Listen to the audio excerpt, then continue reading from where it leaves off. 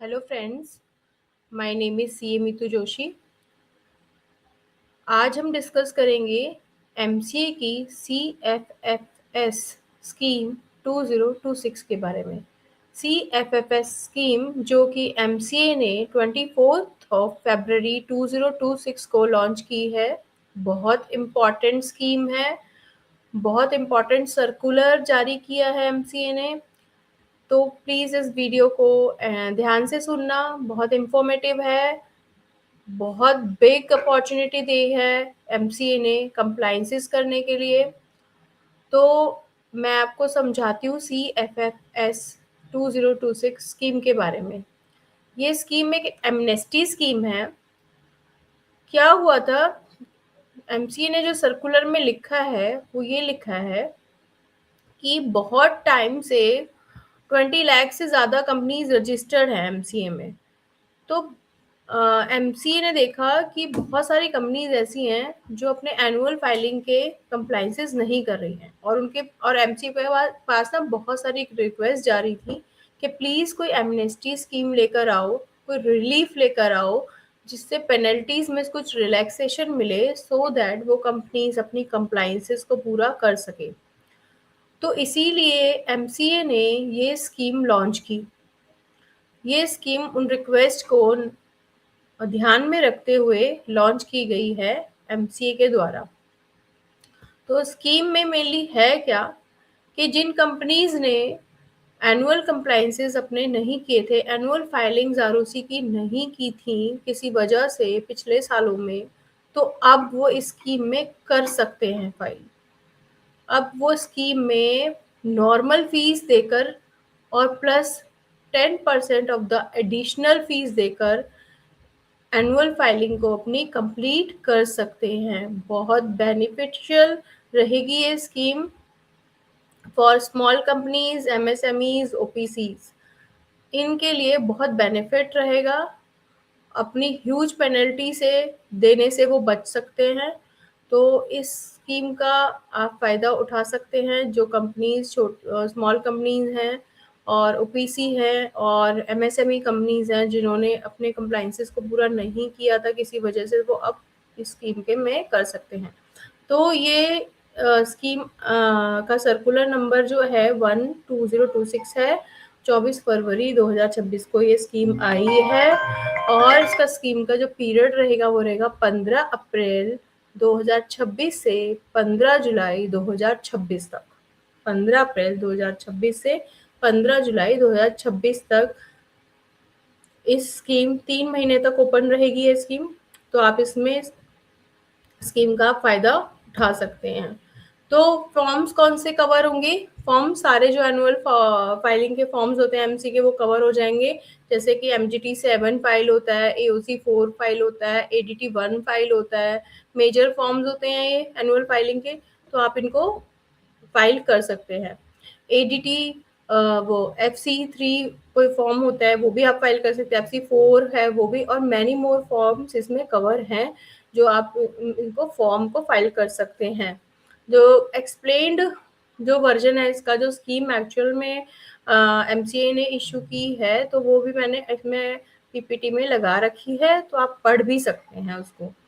तो कुछ dormant status companies हैं जो सेक्शन 455 के अंदर डोरमेंट हो जाती हैं, वो फॉर्म एक फाइल करती है MSC1 फॉर्म। तो वो उसको सिर्फ फीस देनी पड़ेगी 50% ऑफ द नॉर्मल फीस। ठीक है। जो कंपनी स्ट्राइकिंग ऑफ का फॉर्म भरती हैं, STK2 फॉर्म का नाम होता है, उनको सिर्फ 25% ऑफ द एप्लीकेबल फीस ही पे करना पड़ेगा। तो सबसे मोस्ट इम्पॉर्टेंट जो बेनिफिट है स्कीम का स्मॉल कंपनीज को है, वो अपनी कंप्लाइंसेस को पूरा कर सकते हैं विदाउट पेइंग हैवी पेनल्टीज। मतलब विदाउट पेमेंट और नॉमिनल पेमेंट मतलब 10% ऑफ द पेनल्टी से ही उनको पे करना पड़ेगा। सो बहुत इम्पोर्टेंट स्कीम है। अपने प्रोफेशनल से कंपनीज कांटेक्ट कर सकती हैं और उनसे बोल सकती हैं कि भाई हमारी जो पुरानी जो फाइलिंग्स हैं उनको आप कंप्लीट कर दो।